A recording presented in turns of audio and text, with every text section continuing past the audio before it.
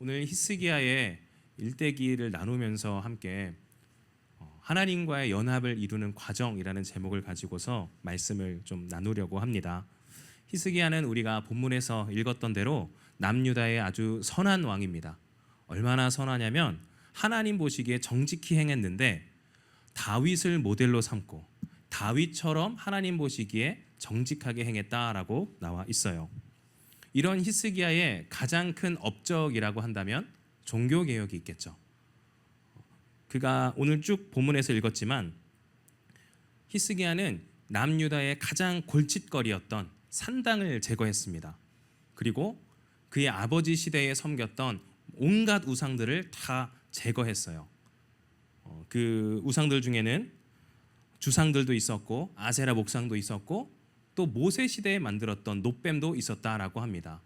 놋뱀 아주 중요하고 이스라엘 역사 가운데 아주 의미가 있는 그런 상이죠. 그렇지만 그것도 하나님보다는 오히려 그 놋뱀이라는 우상에 꽂혀서 이 놋뱀이 신성화되는, 놋뱀은 하나님이 주신 건데 그 놋뱀이 마치 우상처럼 변해버린 이 시대에 이게 굉장히 울리네요, 전사님.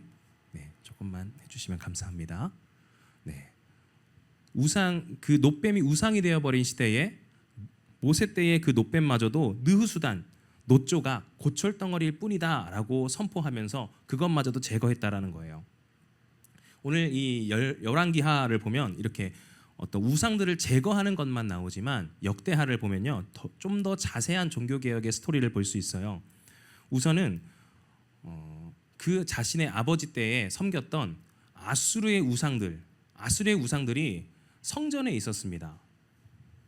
이 아하스 왕, 히스기야의 아버지였던 아하스 왕이 아수르를 의지하면서 그곳의 우상을 가져오고 그것을 성전에 두고서 하나님께 예배하지 않고 우상을 예배했다라고 열왕기하에는 말하고 있어요. 또 그것과 더불어서 이제 하나님한테 예배하지 않으니까 레위인들의 낭실이 필요가 없어진 거죠. 레위인들의 낭실을 폐하면서 또 물두멍이나 온갖 분향단 이런 것들, 하나님을 예배하기 위한 그 성전 기물들을 훼손하기 시작합니다. 그러니까 당연히 하나님 의지하지 않고 아수르 왕을 의지하면서 우상 숭배하니까 나라가 부강해질 수 없고 계속해서 쇠약해지는 거예요.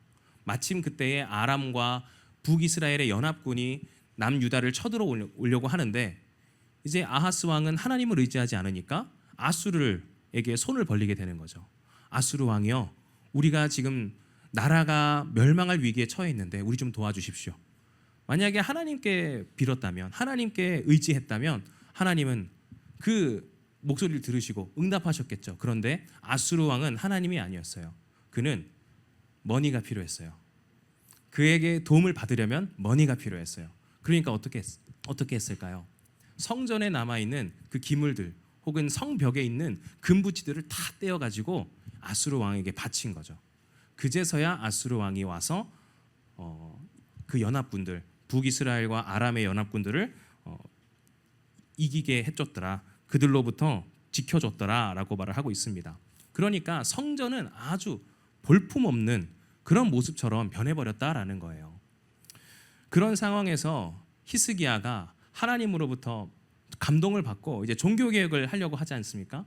그러니까 이 성전을 다시 한번 보수하는 게 가장 먼저였던 거예요. 성전을 보수하기 시작했고, 그리고 레위인들의 낭실, 그리고 레위인들의 직위들을 회복시켰어요. 그 레위인들의 직위가 회복되니까 번제와 소제와 화목제 이런 제사들이 회복되기 시작하는 거예요. 그러니까 어떻게 돼요? 절기들이 또 다시 한번 자연스럽게 회복되기 시작한 겁니다. 성전을 회복하자 레위인들의 그 일들, 레위인들의 직위가 회복되기 시작했고 제사와 절기가 함께 회복되기 시작하니까 그 이후에 남유다에 남아있던 산당들, 우상들을 다 철폐하기 시작한 거죠. 그리고 그 결과 어떻게 됩니까? 어떻게 되냐면 이제는 아버지 때에 섬겼던 그 아수르를 대적하기 시작하는 거예요. 우리 하나님 여호와가 우리가 함께하고 계신데 내가 뭐하러 아수르를 섬기겠느냐라는 믿음이 생기니까 아수르를 대적하고 또 블레셋과의 전쟁에서 승리하기 시작하는 겁니다. 사랑하는 여러분, 하나님은 히스기야 한 사람을 통해서 남유다의 부흥을 다시 한번 일으키시고 계신 것입니다. 그 한 사람의 시작으로 한 종교 개혁을 통해서 남유다는 다시 부강해지기 시작했고 하나님이 지키시는 나라, 하나님이 운행하시는 나라가 되기 시작한 거예요. 이 부흥이 히스기야 때뿐만 아니라 오늘 우리 은혜의 항해 교회와 여러분들 가정에 임하시기를 주님의 이름으로 축복합니다. 이런 부흥이 우리 가정 안에 일어나면 부부 사이에 다투고 또한 불화가 있고 그러한 가정들 속에서도 하나님의 평화가 임하기 시작하는 거예요. 예배의 목소리가 회복되기 시작하고 가정 안에서 함께 말씀을 묵상하는 문화 그리고 기도의 소리가 회복되기 시작할 줄 믿습니다. 그렇게 되면 우리의 가정이 미래에 어떻게 해야 할까? 재정이 이만큼밖에 없는데 우리가 이걸로 먹고 살 수 있을까? 이런 걱정들도 자유해지기 시작하는 거예요. 하나님이 우리 가정을 지키시는데 우리가 무엇을 두려워하겠느냐? 이런 영적인 부흥이 시작되는 줄 믿습니다. 이 부흥을 사모하십니까? 그렇다면 오늘 히스기야처럼 우리 안에 있는 묵은 것들, 하나님 외에 다른 우상들을 섬기고 세속들을 섬겼던 그 모든 것들을 제거해야 한다. 이것이 필요하다라는 사실입니다. 그래서 우리 안에 우리 은혜의 항해 교회 가운데 이런 영적 부흥이 일어나서 우리를 묶는 모든 어두움으로부터 자유할 수 있는 그런 축복이 여러분들 가정에 있기를 주님의 이름으로 축복합니다. 히스기야는 그러면 어떻게 이런 부흥을 개혁을 이루어낼 수 있었을까? 첫 번째는요, 어머니의 신앙 교육에 있습니다. 오늘 본문 18장 2절 말씀을 보면요, 그가 왕이 될 때에 나이가 25세라 예루살렘에서 29년간 다스리니라. 그의 어머니의 이름은 아비요 스가리아의 딸이더라 라고 나와 있습니다. 그의 어머니의 이름은 아비요 스가리아의 딸이더라 라고 나와 있어요. 스가리아라고 되어 있지만 우리가 지난 시간 우시야 왕을 교육했던 스가랴가 바로 오늘 본문에 등장하는 스가리아입니다. 우시야는 히스기야의 할아버지죠. 할아버지 때에 스가랴 선지자가 있었어요. 그리고 그 스가랴 선지자의 딸인 아비가 바로 오늘 히스기야의 어머니였다라는 사실입니다. 히스기야는 어머니의 그 신앙 교육, 스가랴에서부터 아비를 거쳐서 또 히스기야에 이르기까지 하나님의 말씀을 묵상하고 하나님의 말씀에 순종하는 법을 배웠던 거예요. 그러면서 그의 아버지는 아하스라는 정말 악한 왕, 우상 숭배하고 자신의 아들까지도 인신제사 드렸던 그런 왕이었지만 어머니의 신앙 교육을 통해서 너는 너희 아버지처럼 우상 숭배하면 안 돼. 하나님 한 분만을 섬기는 법을 알아야 해. 이런 신앙 교육을 통해서 히스기야가 올바른 신앙관을 가지고 하나님을 섬길 수 있었다라는 것을 우리가 함께 유추할 수 있습니다. 또 두 번째로는요, 그가 하나님만을 섬겼다라고 의지했다라고 나와요. 18장 5절 말씀을 함께 큰 소리로 읽겠습니다. 시작. 히스기야가 이스라엘의 하나님 여호와를 의지하였는데 그의 전후 유다 여러 왕 중에 그러한 자가 없었으니. 아멘. 그의 아버지 아하스는 여러 우상을 섬기면서 폭정을 계속해서 이루었어요. 그러면서 그의 형제 나라였던 북이스라엘도 이런 우상 숭배 때문에 무너졌구나를 히스기야 때에 목도했습니다. 이런 여러 상황들을 보면서 히스기야는 무엇을 생각했을까요? 하나님 외에 다른 우상을 섬기기 시작하니까 세속과 타협하고 산당에서 제사 드리고 이런 일들을 하다 보니까 결국에 그들의 결과는, 그들의 말로는 멸망에 이르게 되는구나를 알게 되는 거죠. 이런 현실 속에서 영적인 씨름을 하지 않고 우상을 섬기고 세속을 섬기다 보면 하나님과는 멀어지고 하나님의 축복을 받지 못하고 오히려 멸망에 이르게 된다라는 것을 보았다라는 사실입니다. 그러니까 그 속에서 히스기야는 생각한 거죠. 결단한 거죠. 나는 하나님만 섬겨야겠다. 오직 하나님만 의지해야겠다. 그러면 하나님이 우리 남유다를, 우리의 가정을, 우리 나라를 형통하게 하시겠구나. 이 믿음으로 종교개혁을 이루어냈다라는 사실입니다. 그런데 그는 훌륭한 종교개혁을 이루어냈어요. 하지만 그에게도 고난은 찾아옵니다. 그 고난의 내용이 이제 이후에 나오는데 18장 13절과 14절에 보면은 나와 있습니다. 함께 읽어볼까요? 2절이니까 시작. 히스기야 왕 제14년에 아수르의 왕 사네립이 올라와서 유다 모든 견고한 성읍들을 쳐서 점령하매 유다의 왕 히스기야가 라기스로 사람을 보내어 아수르 왕에게 이르되 내가 범죄하였나이다. 나를 떠나 돌아가소서. 왕이 내게 지우시는 것을 내가 당하리이다. 아멘. 아수르의 공격이었습니다. 아수르가 그때 당시에 패권을 장악했던 나라였어요. 다른 어떤 국가보다도 성장세가 아주 급격하게 일어났던, 모든 나라들을 삼키기 시작했고 북이스라엘마저도 이 아수르에 의해서 멸망당하게 된 것을 보았죠. 근데 그 아수르가 이제는 남유다로 이제 공격을 하기 시작한 겁니다. 성읍이 하나씩 하나씩 무너지는 것을 보니까 이 히스기야는 처음에는 예수님 하나님을 잘 믿고 의지하면서 주님이 우리 나라를 지켜주실 것이다, 이 믿음으로 서 있었겠죠. 그렇게 의지하고 있었겠죠. 그런데 그런 상황에서 성읍이 하나씩 하나씩 무너지는 것을 보면 얼마나 그 안에 절망감이 일었을까요? 마침내 모든 성읍들이 다 무너지고 예루살렘만 남았어요. 그런 상황에서 사네립이 자신의 신하였던 랍사게를 보내서 이 예루살렘 사람들의 군인들의 사기를 꺾는 거예요. 어떤 일들을 했냐면 랍사게가 예루살렘 성문 앞에 나와가지고 히스기야를 부릅니다.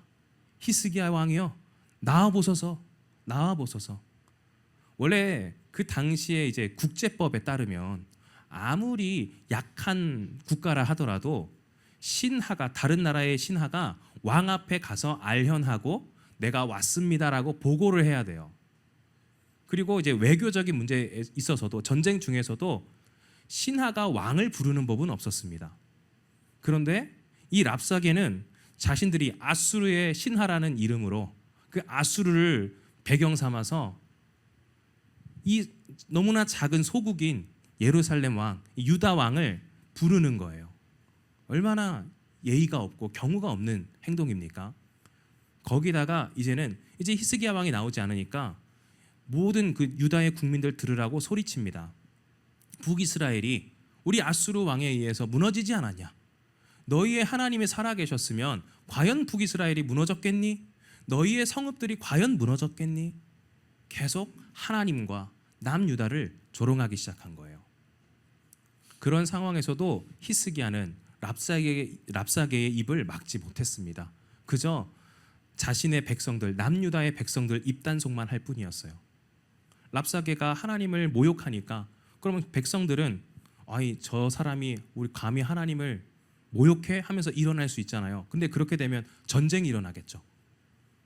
랍사게의 도발에 넘어가지 않도록 백성들이여 조용해라, 백성들의 입단속만을 할 뿐이었습니다. 이런 너무나 초라하고 수치스러운 상황 속에 히스기야가 처해 있었다라는 사실입니다. 자, 그러면 여러분들한테 하나 묻고 싶어요. 히스기야는 그럼 실패했습니까? 패배자입니까? 아니죠. 제가 유튜브 보니까 조혜련 씨가 KBS의 스탠드업이라는 프로그램에서 강의를 한 영상이 있더라고요. 혹시 보신 분 계신가요? 잘 모르시는 것 같아요.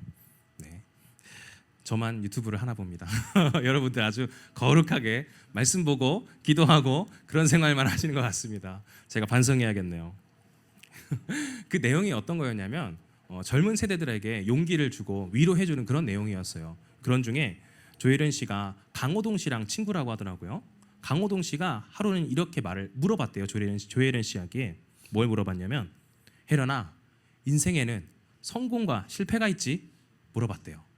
이제 들으니까 이제 아시는 것 같아요. 몇몇 분들이. 그러니까 조혜련 씨가 그렇지, 맞지? 대답했다는 거예요.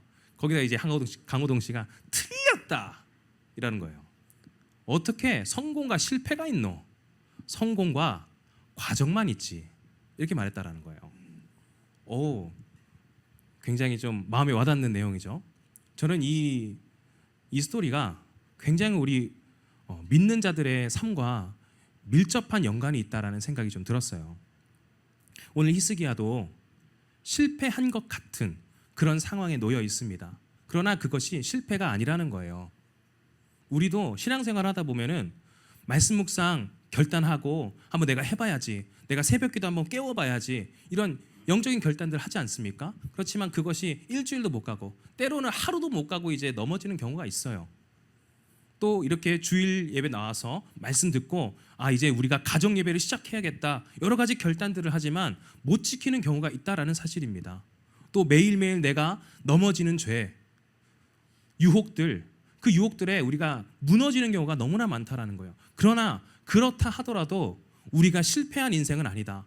우리의 그 결단들이 무너지고 또 우리가 세상에서 보기에 좋은 직업 갖지 못하고 이런다 하더라도 우리의 인생에 실패는 없다라는 사실입니다.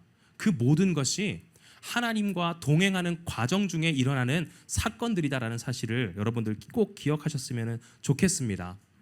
하나님은 우리 인생 전체를 살펴봤을 때 단 한순간도 떠나지 않으시고 우리와 함께 하기를 원하세요. 그런 과정들 속에 실패처럼 보이는 고난의 시간들이 있다라는 사실입니다. 근데 그 고난이 있다 하더라도, 거기서 무너진다 하더라도 우리의 인생이 끝나지는 않습니다. 하나님이 우리의 인생을 떠나시지는 않습니다. 그렇다면 우리가 그 과정 중에서 어떻게 행동하느냐, 어떻게 반응하느냐가 중요할 줄 믿습니다. 우리는 그런 씨름들 속에서, 고난들 속에서도 포기하지 않고 하나님을 의지하는 것, 하나님께 나아가는 그런 나의 삶이, 그런 나의 모습이 필요하다라는 사실입니다. 히스기야는요, 그 과정 속에서 어떻게 반응했을까요? 오늘 열왕기하 19장 6절과 7절 말씀이 이렇게 나와 있습니다. 여호와의 말씀이 너는 아수르 왕의 신복에게 들은 바 나를 모욕하는 말 때문에 두려워하지 말라. 내가 한 영을 그의 속에 두어 그로 소문을 듣고 그의 본국으로 돌아가게 하고 또 그의 본국에서 그에게 칼에 죽게 하리라 하셨느니라. 아멘. 히스기야가 이 고난 속에서, 너무나 처절한 상황 속에서 이사야에게 사람을 보냅니다. 그래서 이사야를 통한 하나님의 말씀이 무엇일까, 이것을 요청한 거예요. 그래서 이사야를 통해서 하나님 뭐라 말씀하셨냐면, 너는 두려워하지 말아라. 이 아수르 왕의 군대들을 내가 몰아낼 것이다. 그리고 그 아수르 왕이 본국으로 돌아갔을 때 누군가의 칼에 의해서 죽게 될 것이다 라고 예언하셨다라는 사실입니다. 이 하나님의 말씀을 들은 히스기야는 두려움 속에서 고꾸라지고 실패와 같은 상황들 속에서 절망하고 있던 히스기야는 다시 한번 회복해서 일어납니다. 그 이후에 어떤 사건들이 있었느냐, 랍사게가 다시 돌아와서 이제 항복하지 않으니까 다시 한번 항복을 권유하는 거예요. 아니, 이만큼 됐으면 됐지 않았냐, 언제까지 너희가 농성하면서 기다릴 거냐, 너희에게는 승리란 없다, 패배밖에 있을 뿐이다. 우리 대군이 너희 성을 둘러쌌다. 너희가 어떻게 이기겠느냐. 계속 이렇게 말을 하면서 조롱하면서 항복을 권유하고 있는 겁니다. 하지만 이제 하나님의 말씀을 통해서 회복된 히스기야는 이전과는 다른 선택을 합니다. 오늘 열왕기하 19장 15절 16절 말씀을 함께 한 목소리로 읽으실 텐데요. 우리가 그 당시에 처절한 절망 속에서 회복된 히스기야의 마음으로 한번 그 마음에 대입을 해서 큰 소리로 읽어봤으면 좋겠습니다. 시작. 그 앞에서 히스기야가 기도하여 이르되 그룹들 위에 계신 이스라엘의 하나님 여호와여, 주는 천하 만국의 홀로 하나님이시라. 주께서 천지를 만드셨나이다. 여호와여, 귀를 기울여 들어주소서. 여호와여, 눈을 떠서 보시옵소서. 사내립이 살아계신 하나님을 비방하러 보낸 말을 들으시옵소서. 19절. 우리 하나님 여호와여, 원하건대 이제 우리를 그의 손에서 구원하옵소서. 그리하시면 천하 만국이 주 여호와가 홀로 하나님이신 줄 알리이다. 아멘. 하나님, 우리를 구원하여 주시옵소서. 우리가 의지하는 것은 다른 어떤 애굽의 왕의 도움도 아니고 오직 하나님 한 분만의 구원을 원합니다. 주께서 움직이시면 우리는 구원을 얻을 수 있습니다라는 이 믿음으로 하나님께 구하기 시작했다라는 사실입니다. 그랬더니 하나님은 이 기도에 응답하십니다. 그날 밤 하나님의 사자를 아수르 진영에 보내셔서 18만 5천 명의 군사를 쓸어버리십니다. 그리고 승리하게 하시고 아수르 왕의 군대가 돌아가게 하십니다. 그리고 이사야를 통해서 하셨던 그 예언처럼 아수르 왕이 자신의 본국에 돌아가서 그의 신이었던 니스록 신전에 가서 예배할 때 자신의 아들들에 의해서 칼에 맞아 죽게 됩니다. 하나님은 절망적인 상황에서도 당신의 백성들을 구원할 계획이 있다라는 사실을 기억하셨으면 좋겠습니다. 자, 근데 여기까지 하면은 우리가 하나님 말씀 잘 묵상하고 순종했더니 승리하게 되는구나, 회복하게 되는구나 라고 생각하게 됩니다. 맞아요. 맞는데 궁극적으로 그가 승리할 수 있었던 이유를 우리는 알아야 해요. 하나님 말씀 잘 따르고 순종하고 그러면 복 받고 맞습니다. 그런데 왜 복을 받느냐? 그 궁극적인 복을 주는 주체가 누구냐라는 것입니다. 그것은 하나님이 히스기야와 함께 하셨기 때문에 가능했던 일이었습니다. 오늘 본문의 6절 말씀을 크게 한 목소리로 읽겠습니다. 곧 그가 여호와께 연합하여 그에게서 떠나지 아니하고 여호와께서 모세에게 명령하신 계명을 지켰더라라고 나와 있습니다. 이것은 히스기야가 종교 개혁을 이룰 때 그때의 히스기야의 모습을 설명하고 있는 거예요. 히스기야가 자신의 어머니를 통해서 신앙 교육을 받았죠. 말씀을 묵상하는 법, 순종하는 법을 배웠어요. 그러면서 무엇을 알게 된 겁니까? 이 말씀을 묵상하면서 하나님의 계명을 지켜내면서 언제나 하나님과 동행하는 법을 알게 되었다라는 사실입니다. 그리고 무너져가는 북이스라엘을 보면서 하나님 의지하는 법을 배우면서 우상 숭배가 아니라 다른 신들이 아니라 하나님이 우리와 함께 하시면 우리 남유다는 부강해질 수 있구나라는 것을 배웠다라는 사실입니다. 사랑하는 여러분, 중요한 것은 말씀을 통해서 이 말씀을 묵상함으로 하나님을 내 안에 모셔드리는 것, 하나님이 내 안에 임하셔서 내가 하나님과 연합되었을 때 진정한 형통과 축복과 승리가 있다라는 사실입니다. 말씀 자체에는 능력이 있다라고 말하기 어려워요. 말씀은 그냥 글자거든요. 언제든지 하나님과 함께하지 않고도 하나님의 임재가 없어도 말씀 열심히 읽고 또 기도도 큰 소리로 하고 아주 뜨겁게 찬양도 할 수 있어요. 그거는 우리의 열정만으로도 가능한 일입니다. 그런데 중요한 것은 그 예배하는 시간에 그렇게 우리가 큰 소리로 주님을 부르짖을 그때에 우리 안에 하나님을 모셔드리고 내가 하나님과 온전히 연합하여서 기도하고 있는가, 내가 온전한 하나님의 연합을 이루고 하나님의 말씀을 묵상하고 그 말씀대로 살아가고 있는가, 하나님과의 연합이 중요하다라는 사실입니다. 말씀은 그것을 이루기 위한 통로이자 수단이 될 수 있다라는 거예요. 말씀을 묵상하고 암송함으로 내 안에 말씀이 있으면 하나님이 내 안에 임하시기에, 주님이 나와 함께 하시기에 내 삶에, 우리 가정에 하나님의 형통이 임할 수 있다라는 사실을 잘 기억하시기를 바랍니다. 우리는 이 순서를 잊어서는 안 됩니다. 하나님의 능력은 말씀에서부터 시작되지만 그 이유는 하나님이 능력이시기에, 하나님이 능력이시기 때문에 말씀에 능력이 있는 것이고, 그 말씀을 우리 안에 새기고 묵상하기 시작할 때 하나님이 나와 함께 하심으로 우리는 승리할 수 있다는 사실입니다. 그래서 그 연합을 이루어 가시는 우리 은혜의 항해교회 여러분 되시기를 주님의 이름으로 축복합니다. 하지만 그 연합을 이루어 가는 과정은 힘들다라는 거예요. 오늘 히스기야가 아수르 왕 앞에 무너졌던 것처럼 때로는 우리도 이 연합을 이루었지만 다시 한번 무너질 수 있어요. 그때에 포기하지 않고 다시 한번 주님 말씀 묵상하면서, 주님, 이 고난들 속에서 나를 구원하여 주십시오. 나와 함께 해 주셔서, 나와 동행해 주셔서 내가 이 고난을 이길 수 있도록, 끝까지 하나님 의지하고 나아갈 수 있도록 나와 함께 해 주세요라고 기도하고 주님 말씀을 우리 안에 새기는 여러분 되시기를 주님의 이름으로 축복합니다. 그렇게 된다면 종교개혁을 이루었던 히스기야처럼, 아수르의 군대를 이기고 승리했던 히스기야처럼 우리의 삶에도 하나님이 부어주시는 형통이 임하게 될 줄 믿습니다.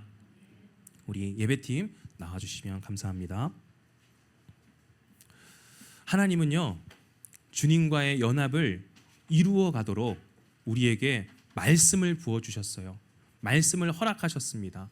당시에는, 구약 시대에는 하나님의 말씀을 듣는 방법이 제사장 앞에 나아가서 예배하는 것, 그리고 선지자를 통해서 선포되는 그 말씀을 듣는 것밖에 없었어요. 하지만 이 시대는 어떻습니까? 성령님께서 이 땅에 오시고 성령님의 감동에 의해 이 말씀을 우리가 스스로 깨닫게 될 수 있었습니다. 모든 막혔던 휘장들이 끊어지고 이제는 하나님을 우리가 온전히 배울 수 있는 은혜의 시대가 도래했어요. 그 말의 뜻은 무엇입니까? 하나님은 언제나 우리에게 말씀하시겠다, 말씀하실 수 있는 통로를 준비하셨다라는 사실입니다. 언제나 우리와 연합하고자 말씀의 통로를 준비하신 하나님, 그 하나님을 의지하면서 고난의 때에 뭔가 풀리지 않고 매일매일 넘어지는 나 자신, 초라함을 맞이할 그때에도 하나님, 나는 초라하여도 주님이 나와 함께 하시면 나의 삶은 회복될 것이고 우리는 다시 한번 승리하게 될 줄 믿습니다. 이 믿음으로 주님 앞에 나아가시는 여러분 되시기를 주님의 이름으로 축복합니다.